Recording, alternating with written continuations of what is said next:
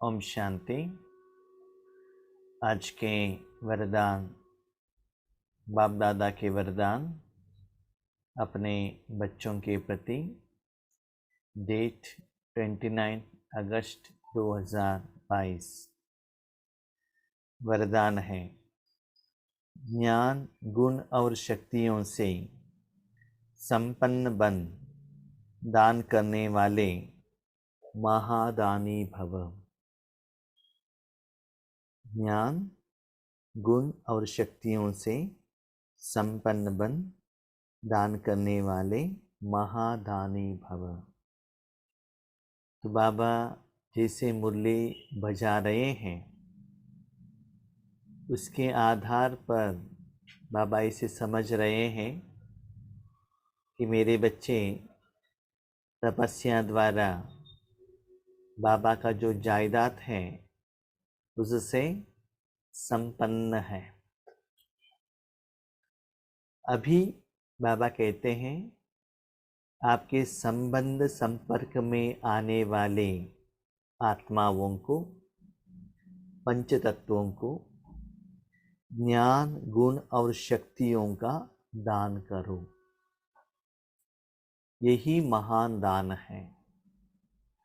हम लोग क्या करते हैं, कोई मनुष्य आत्माएं मिल गए, उनके पास पैसा नहीं है तो पैसा देते हैं तन के लिए, कपड़ा नहीं है तो कपड़ा देते हैं, भोजन नहीं है तो भोजन देते हैं, तबीयत ठीक नहीं है तो मेडिसिन देते हैं, नहीं तो उनके तन के कोई समस्या के लिए शुभ भावना शुभ कामना रखते हैं।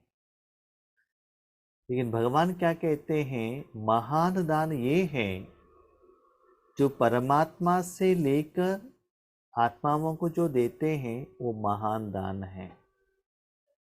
लेकिन हम किसी को दान करने के लिए हम संपन्न रहना चाहिए।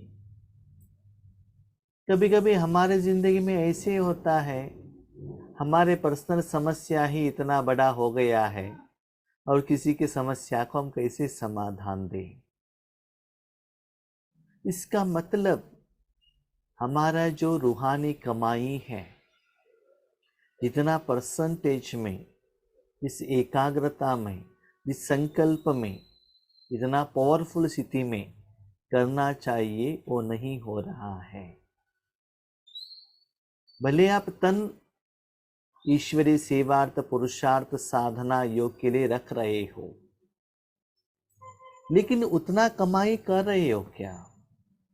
फॉर एग्जाम्पल, एक बहुत बड़ा फैक्ट्री है, फैक्ट्री में मजदूर भी जाता है, चेयरमैन भी जाता है, दोनों एक दिन में 8 घंटा ही ड्यूटी करते हैं, लेकिन मजदूर को 8 घंटे में 1000 रुपये मिलता है और चेयरमैन को या मैनेजिंग डायरेक्टर को लाख मिलता है। क्यों? उनके पास जो एक्सपीरियंस है, जिस भाव से कंपनी को चलाता है, उसके आधार पर, वो कमाई के आधार पर वो क्या कर सकता है, उनका जो फाइनेंशियल समस्याएं हैं उसका समाधान ले सकता है और वैरायटी स्थूल रूप का साधना अपना सकता है, साधन लेकर आ सकता है। आज हमारे जिंदगी में भी भाई बहनों इतना समस्याएं हैं, 63 जन्मों का लोन है हमारे पास। आज उसका समाधान हमको नहीं मिल रहा है। इसका कारण हमारा जो रूहानी कमाई है बहुत कम है। याद रखिएगा, योग में बैठकर अपने समस्या को कहना, बाबा से मांगना, सेवा के बारे में सोचना, गाना सुनना या कमेंट्री कहना, that is not Rajyoga. What is Rajyoga?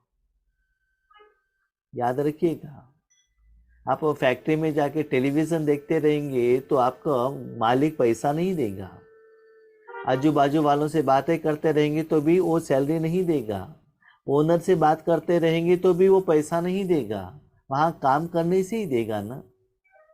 What is राजयोग, ये पहले जान लीजिएगा। आप 15 मिनट करते हो, आधा घंटा करते हो, 4 घंटा करते हो, that is not important. What is Rajyoga? अपने को आत्मा समझ मुझ बाप को याद करो। उस समय सिर्फ आप एनर्जी हो, आपके एनर्जी द्वारा दुनिया में क्या बाबा देना चाहता है वो बाबा का ड्यूटी है, आपका काम नहीं है। You are only the instrument in the hand of God, बस उतना ही है।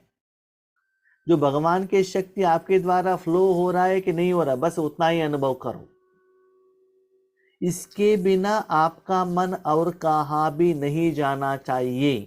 ये विधि ठीक रहेगा, यथार्थ रहेगा, विधिवत होगा, तभी आपको राजयोग में मजा होगा और समस्या का समाधान मिलेगा।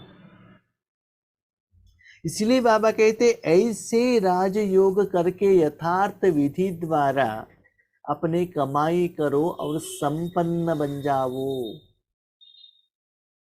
आपके बैंक बैलेंस है, आपके घर में चावल है, वेजिटेबल है, तो आपको जो चाहिए वो भोजन बना के आप घर वालों को खिला सकते हैं ना। कल मैं न्यूज़ देख रहा था, इंटरनेशनल न्यूज़, उसमें कह रहे थे श्रीलंका में ऐसे हालत है कि वहाँ को बच्चों को खाने के लिए भोजन नहीं है। क्यों? सारा रेट ज़्यादा हो गया है, पेट्रोल का रेट ज़्यादा हो गया, सब कुछ रेट ज़्यादा हो गया, लेकिन सैलरी ज़्यादा हुआ नहीं है। तो क्या होता है, समस्या आता है ना, भोजन खाने को नहीं होता है। ऐसे ही आज आपके मन में डिस्टर्बेंस है, आप जैसे सोचते वैसा कर्म नहीं हो रहा है। इसका मतलब जितना आप अपने मन को भोजन देना चाहिए उतना आप नहीं दे रहे हो, उतना कमाई नहीं हो रहा है, रूहानी योग नहीं हो रहा है। इसीलिए जब आपके घर में भोजन बनाने के लिए चावल ही नहीं है, आपका पेट ही आधा है, और किसी को कैसे देंगे बताइए। इसीलिए समय के अनुसार बाबा कहते हैं संपन्न बनना है। ऐसे अब संपन्न नहीं बने, इसका मतलब बाबा के वरदान और हमारे पुरुषार्थ में बहुत बहुत बहुत अंतर है। बाबा कुछ और ही कह रहा है और हम कुछ और ही कर रहे हैं। तो बाबा आज हमको इतना क्लियरली कह रहे हैं, इतना दिन तक आपका जो योग और तपस्या ऐसा होना चाहिए, आपके पास भरपूर ज्ञान गुण जायदाद शक्ति का स्टॉक हो, तब ही आप और किसी को महादान दे सकते हो। अभी समय ऐसा है, बाबा आपके लिए नहीं दे रहा है, आपके द्वारा आपका ही हिसाब किताब सेटलमेंट करने के लिए मनुष्यात्मा और पंच तत्वों के लिए बाबा पेमेंट कर रहे हैं ईश्वरीय शक्तियों को। इसके लिए बाबा कहते दान। बाबा ने दान क्यों कहा? क्योंकि जो कुछ आप भगवान की शक्ति देते हो उसके बदले में मन में ये इच्छा ही मत रखो कि रिटर्न में कुछ मिलना चाहिए। नाम, मान, शान, पैसा, गिफ्ट, कुछ भी एक्सपेक्टेशन मत रखना चाहिए। दान माना दे दो दान, छूटे ग्रहण। अभी क्वेश्चन, ठीक है आप सब कुछ देते हैं, लेकिन किसी से गिफ्ट आता है या धन आता है, तो जो भी मिला है वो आपका नहीं है, वो आपको बाबा को ट्रांसफर करना चाहिए। आपका नहीं है वो, क्योंकि आपका चीज आपने नहीं दिया है, भगवान का चीज दिया है, तो उन्होंने भगवान से जो चीज लिया है उसके लिए उन्होंने रिटर्न दिया है। तो जहां से आपने चीज लिया था उनको वापस जाकर देना है, वो आपका ड्यूटी है। इसीलिए हर रोज चेक कीजिएगा आप ईश्वरीय ऐसे रूहानी सेवा में कितना समय दे रहे हो, ऐसे महादानी बने हो। महादानी माना उन आत्माओं को सहयोग देना।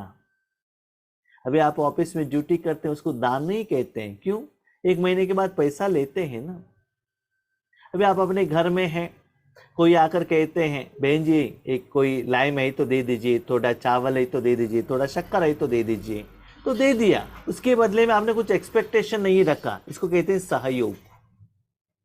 तो वैसे ही जिस आत्मा को जिस समय जिसका जरूरत है वो आपको देना चाहिए। मैं आपको एक क्वेश्चन पूछता हूं, आप एक हॉस्पिटल में डॉक्टर हो, क्यों डॉक्टर हो? पेशेंट जो है, जो बीमार में आए हैं, उनका जो बीमारी है वो ठीक करने के लिए आप निमित्त हो। आपको ही बीमारी आया है, आपके ही बुखार आया है, आपको ही पेट दर्द आया है, तो उनके समस्या का समाधान आप दे सकते हो क्या? नहीं दे सकते हो ना।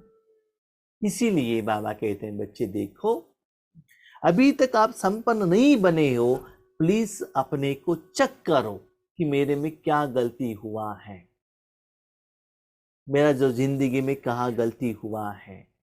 संपन्न बनो, उसके बाद आप महादान दे सकते हो, नंबर 1। नंबर 2, सपोज संपन्न नहीं बने हो, चिंता मत करना, दान देने के लिए निमित्त बनते ही रहना।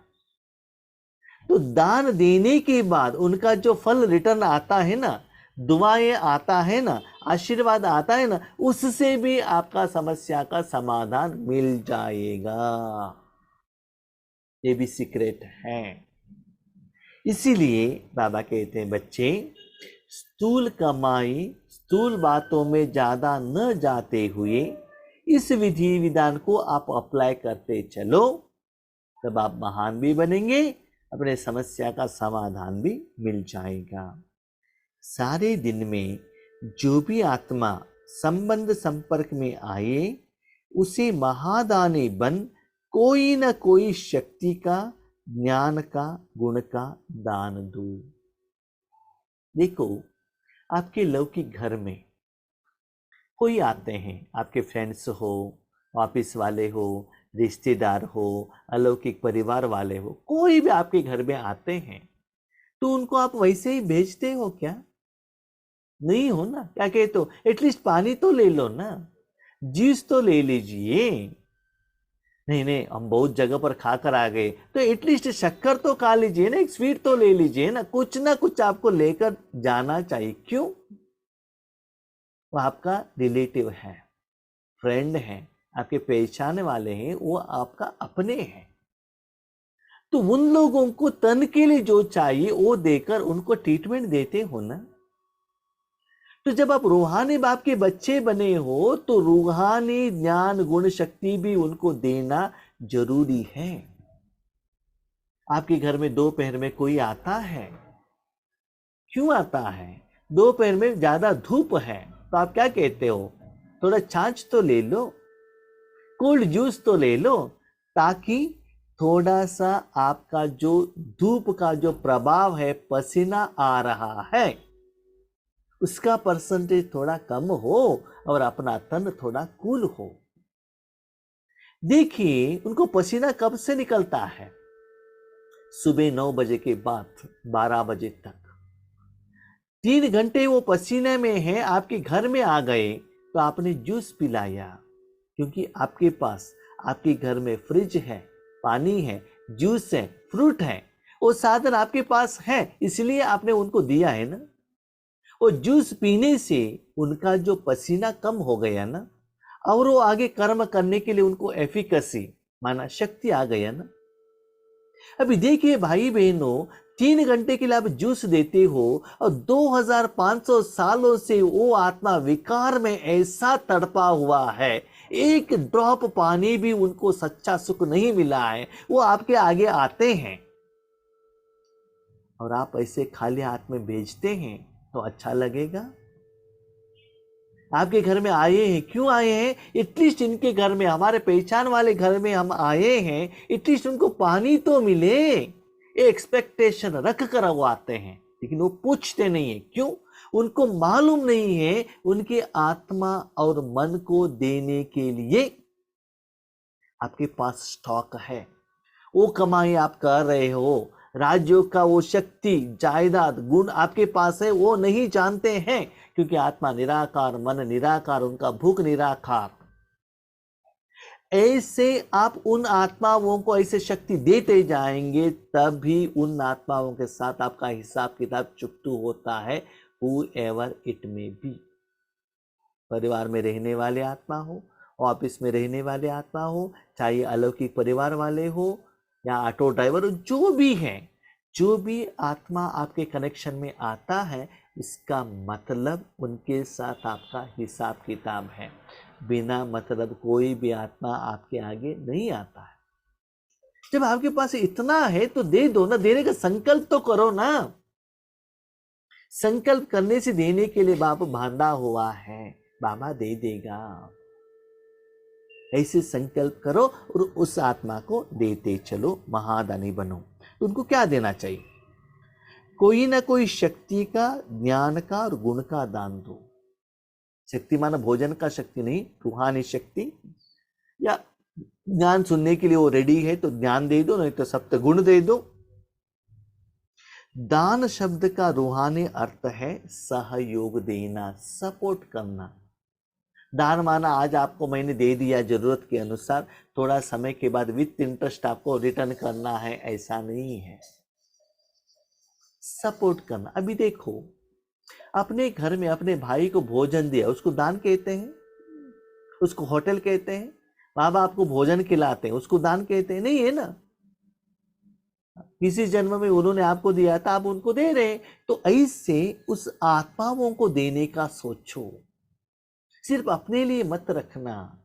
ऐसे रूहानी बिजनेस जितना करते जाएंगे उतना आपकी जिंदगी में परिवर्तन आएगा।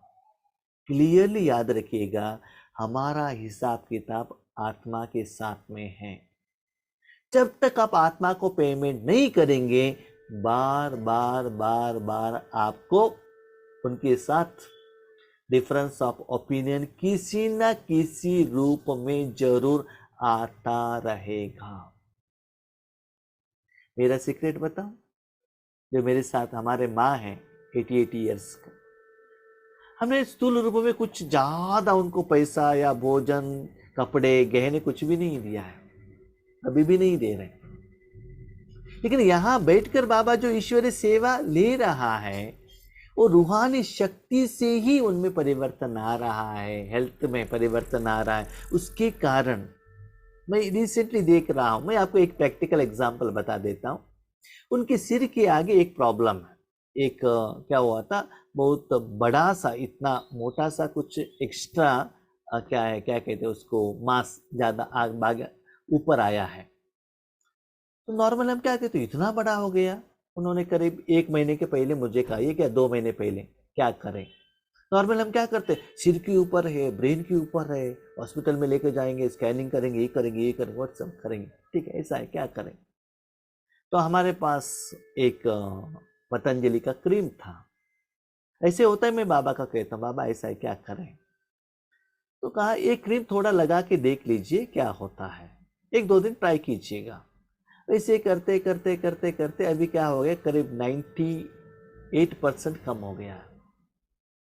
देखिए वो एक इंस्ट्रूमेंट है, लेकिन उसके पहले उस समस्या का समाधान रूहानी राजयोग द्वारा सेटलमेंट किया हुआ रहता है, याद रखिएगा।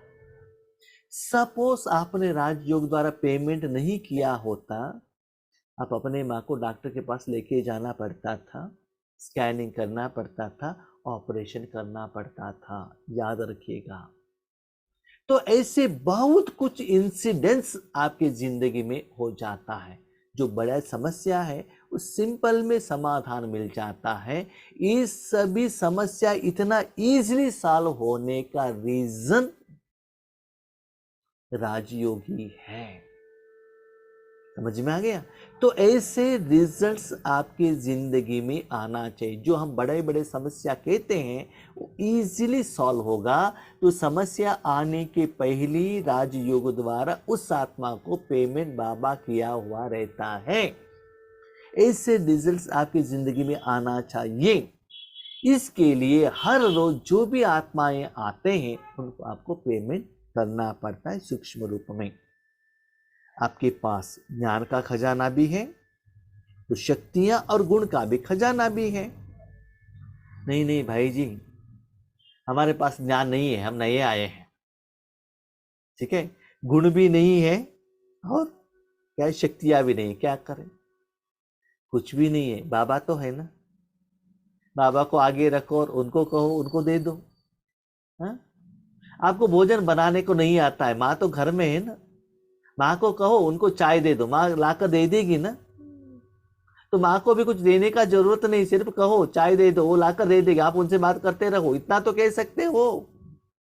आपके पास अपना कमाई नहीं है, ठीक है, आपकी माँ के पास बहुत कुछ कमाई है, उनके पास है, आप कहने से वो दे देंगी ना।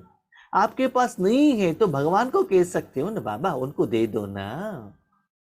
हम क्या करते हैं, स्थूल को देकर बाबा उनको ये दे दो, वो दे दो, ठीक है, वो भी देना है, संकल्प करो, उसके साथ साथ में ये भी संकल्प करके रिजल्ट्स को देखो, तब क्या होता है, कितना परिवर्तन होता है। तीनों में संपन्न बनो, एक में नहीं। तो बाबा कहते हैं और किसी को देने के पहले ये तीनों में आपको संपन्न बनना है, आपके पास बहुत कुछ ज्यादा रहना चाहिए, तभी और किसी को आप दान दे सकते हो। आपने सभी को दे दिया, सभी को भोजन खिलाया, आपने भोजन नहीं खाया तो क्या होगा, सिर घूमने लगेगा ना। तो पहले ईश्वरीय सुख का अनुभव करो, गुणों को अपने जिंदगी में धारणा करो। सारे दिन में गुस्से में रहेंगे, झगड़ा करते रहेंगे, चिंता में रहेंगे, और राजयोग में बैठकर हम शांति देंगे, शांति देंगे, शांति देंगे संकल्प करेंगे, तो शांति कहां से जाएगा बताइए। सारे दिन में आप शांत रहेंगे तो ऑटोमेटिकली वो चला जाएगा, आपको कुछ करने का जरूरत ही नहीं है। तो धारणा करने की तरफ अटेंशन रखना है। कैसे भी आत्मा हो, गाली देने वाली, निंदा करने वाली भी हो, तो उसे भी अपनी वृत्ति व स्थिति द्वारा गुणदान दो। ठीक है, कोई गाली दे रहा है, गुस्सा कर रहा है, उनको ध्यान कैसे देंगे आप? उस समय वो भले गाली दे रहा है तो भी वृत्ति द्वारा उनको क्या करो, शुभ भावना शुभ कामना द्वारा शक्ति बेच दो। कभी कभी कोई कोई रिलेशन ऐसा रहता है, अपने बच्चे, अपने माँ बाप, कोई भी रहते हैं ना, उन्होंने कुछ गलती कर दिया तो भी तुरंत हम माफ कर देते हैं। कितना भी जोर से झगड़ा हुआ, गाली हुआ, कुछ भी हो, 8:08:25 तक इतना जोर से झगड़ा चलता है घर में, पति पत्नी के बीच में, बच्चों के बीच में चलता है, 8:30 को भोजन देते हैं। वही माँ प्यार, क्यों, उनको माफ कर देते हैं, है ना। निंदा किया, झगड़ा किया, फिर भी उनको भोजन देते हैं। कभी कभी ऐसे होता है, बच्चों को भोजन देते हैं लेकिन माँ भोजन नहीं खाती है, दुख को अंदर से फीलिंग करते हैं। तो बाबा कहते हैं यही मोह ही दुख का कारण है। हर एक आत्मा अपना अपना पार्ट निभा रहा है, इसलिए उन सभी लोगों को आप शक्ति देते चलो, प्यार देते चलो, रूहानी प्यार देते चलो। कभी भी अपने शरीर को दंडन मत करना है, क्योंकि शरीर आपका नहीं है, वो बाबा का है, सेवा के लिए दिया है। तो उन आत्माओं का जो मेंटल स्टेटस का प्रभाव आपके ऊपर नहीं होना चाहिए। 1 हफ्ते पहले बाबा ने एक वरदान दिया था। क्या दिया था? बाबा ने कहा था आपके आगे कोई भी आत्मा कैसा भी पाठ करता है उसमें आपको मन नहीं रखना है, जैसे शिव बाबा है। अब तो कोई गिने हुई आत्माओं का पाठ देख रहे हो, मैं तो करोड़ों आत्माओं का पाठ देख रहा हूं, और मेरे आगे रो भी रहे हैं, लेकिन वो जो भी रोते हैं उसके प्रभाव में मैं प्रभावित नहीं होता हूं, लेकिन मुझे जो देना चाहिए मैं देता ही रहता हूं। वो उसी समय हमको धारणा करना चाहिए। वो जो वरदान दिया है उसका टेस्टिंग पेपर 1 हफ्ते के बाद बाबा ले लेता है, क्या आपने उसको धारणा की है या नहीं की है। धारण किया होता, किसी ने आत्मा ने कुछ भी कहा होता, उसके प्रभाव आपके ऊपर नहीं होता है। तो दोबारा आज रिपीटेशन कर रहे हैं, भले आपके आगे कोई निंदा करने वाले आत्मा हो, गाली देने वाले आत्मा हो, भले वो गाली दे रहा है, घर में आके शांत होकर उनको शांति दे दो। मन से झगड़ा मत करना, फाइटिंग मत करना, और उनका दुख भी आप नहीं लेना। आप दुखी हो जाएंगे, वायुमंडल भी दुखित हो जाएगा, उसका प्रभाव घर वाले के ऊपर पड़ जाएगा। आप रूहानी सर्जन हो, रूहानी डॉक्टर हो, माइंड को स्टेबल रखना, इस छोटे छोटे सिचुएशन में आप ऐसे नहीं करेंगे तो स्पिरिचुअलिटी कहाँ काम पर आएगा हमको। इसको साधना करेंगे, टेस्ट करेंगे, तभी तो आपका लेवल पता चलेगा ना। इसीलिए बाबा टेस्टिंग भी देता है, उसका रीजन भी बताता है और समाधान भी देता है। That is the beauty of Murli. किस दिन आपकी जिंदगी में क्या क्या होता है, क्या होने वाला है। तो कल आपको कोई गाली दे सकता है, या आज किसी ने गाली दिया होगा, आप दुखित हो गए होंगे, लेकिन तुरंत वहां बिंदु लगाओ। अभी देखो, मैं आपको एक क्वेश्चन पूछता हूं। एक डॉक्टर है, वो साइकेट्रिक डॉक्टर है। पेशेंट कैसे हैं? सारे साइकेट्रिक हैं, ठीक है। वो पेशेंट आकर डॉक्टर को थप्पड़ लगाते हैं, कुछ बोलते हैं, फिर भी डॉक्टर उनको क्या करेगा? कुछ कहेगा क्या? नहीं है ना। क्यों? वो सोचता है ये तो क्या है, इनका दिमाग काम नहीं करता है। ऐसे ही आपके साथ में रहने सारे आत्माएं विकार के वशीभूत हैं। कोई दारू पीता है, आपके आगे कुछ कहता है, आपका क्या कहते हैं? वो मन से नहीं कह रहा, उनके अंदर जो परमात्मा है ना, वो कह रहा है। तो जो भी होता है वो आपका हिसाब किताब के अनुसार होता है, इसलिए उसमें मन लगाकर अपनी स्थिति को खराब मत कीजिएगा। स्थिति खराब करेंगे तो उनको जो सच्चा ट्रीटमेंट देना चाहिए आप नहीं दे सकते हो। इसीलिए बाबा कहते हैं अचल अडोल। जब तक आप अचल अडोल नहीं दे सकते, रह सकते, आप उनको शिक्षा नहीं दे सकते, उनको कुछ आप समझा नहीं सकते हो, स्थूल में या सूक्ष्म में। इसीलिए स्टेबल माइंड में रहो और सदा देते रहो। स्लोगन, जो एक बात से प्रभावित हैं उन पर किसी आत्मा का प्रभाव पड़ नहीं सकता, चाहे पॉजिटिव चाहे नेगेटिव। माना किसी आत्मा में कोई भी विशेषता हो या किसी आत्मा में कुछ कमी हो, विशेषता से भी वो आत्मा प्रभावित नहीं होगा। कैसे? योगेश भाई तो बहुत अच्छा ज्ञान सुनाते हैं, योग करते हैं, नहीं। ये तो बहुत अच्छा गुस्सा करते हैं, झगड़ा करते हैं, इसमें भी नहीं। दोनों से भी प्रभावित नहीं होना चाहिए, सिर्फ एक बाप से ही प्रभावित होना चाहिए। वही राइट है, परफेक्ट है, एक्यूरेट है, एग्जैक्ट है। क्योंकि कोई कोई मनुष्य आत्मा ड्रामा भी कर सकता है। जिंदगी में बहुत कुछ देखा है, भले अंदर में इतना गुस्सा रहता है, लेकिन उनका आगे वालों से काम होना है, इतना गायन करता है, इतना वर्णन करता है, काम होने तक। आगे पीछे जाते हैं ना, इतना गाली देते हैं। लेकिन भगवान ऐसा नहीं है, सदा आपका शुभ सोचता है, निर्माण है। इसलिए एक बाप से जो प्रभावित है वो सदा उस बाप में ही रहते हैं, बाप में ही मन रखते हैं, बाप से ही लेते हैं, बाप से जो लिया है वही दान देते हैं। एक बाप का ही बात मानते हैं, सुनते हैं, धारणा करते हैं।